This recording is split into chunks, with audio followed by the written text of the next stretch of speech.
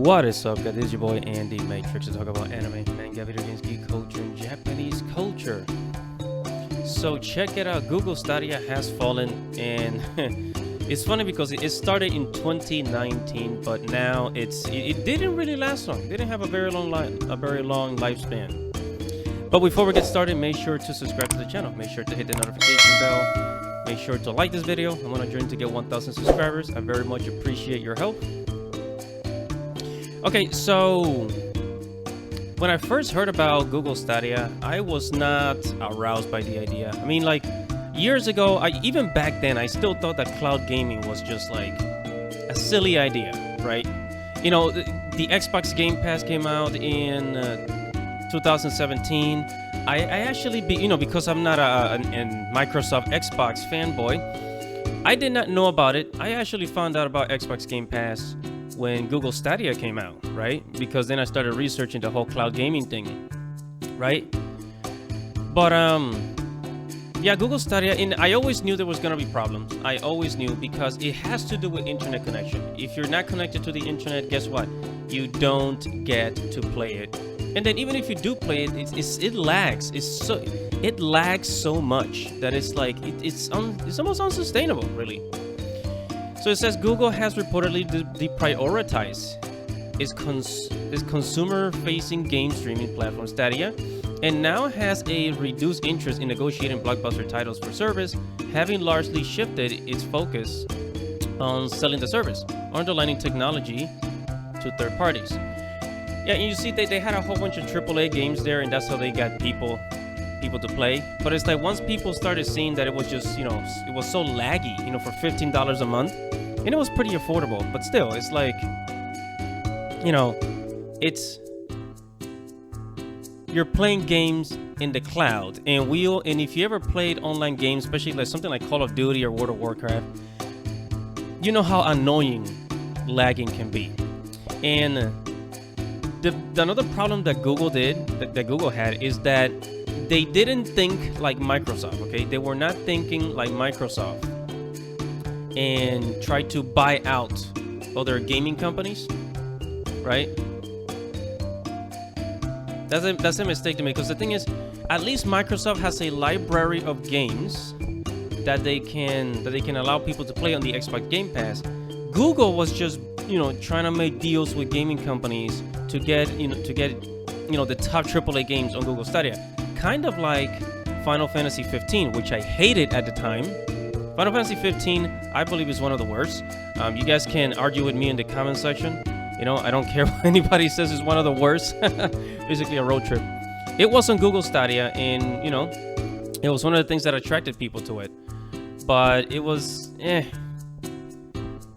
Cloud gaming was just never a very attractive option. People still like owning things. People still like having a disc, a CD, something in their hands, something tangible that they can have to play their games as proof that, yes, I own this. So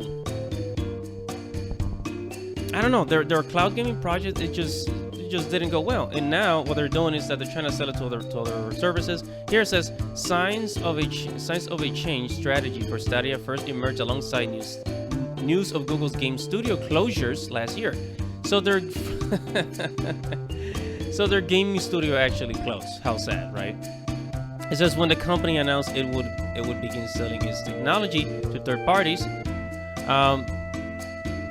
Business Insider says this is now leadership's main priority for the Stadia division, and that the vast majority of the team is focused on securing white label deals for its tech targeting companies, both within and outside of gaming, under the new name Google Stream.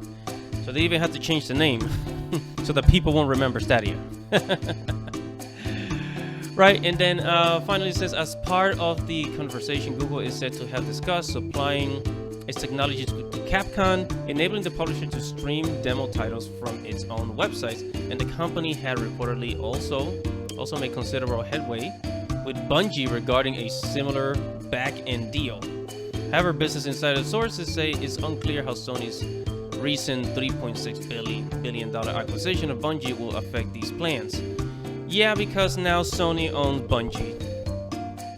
So as far as Google doing business with Bungie, yeah, not gonna go well, you know, because and then Sony has their own cloud gaming service, so they're probably gonna be like, nope, sorry, Google, not gonna happen.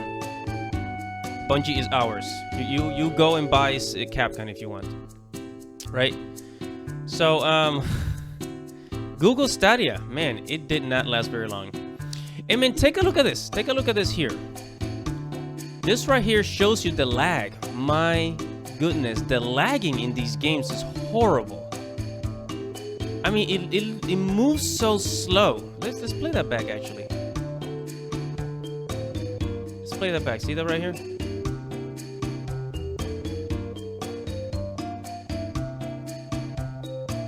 It's a little better on Google Stadia than the Xbox One, but still, man, it's just cloud gaming.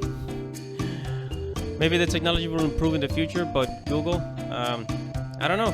Google should have thought about buying Bethesda and Bungie and a whole bunch of other gaming companies, so they can have a library of streaming. Because, like, maybe they didn't learn from Netflix. But in order for any type of streaming service, whether if it's movies or video games, you need a huge library of content to compel people to stay there. Because the hardest thing about streaming businesses is having people stay on the platform.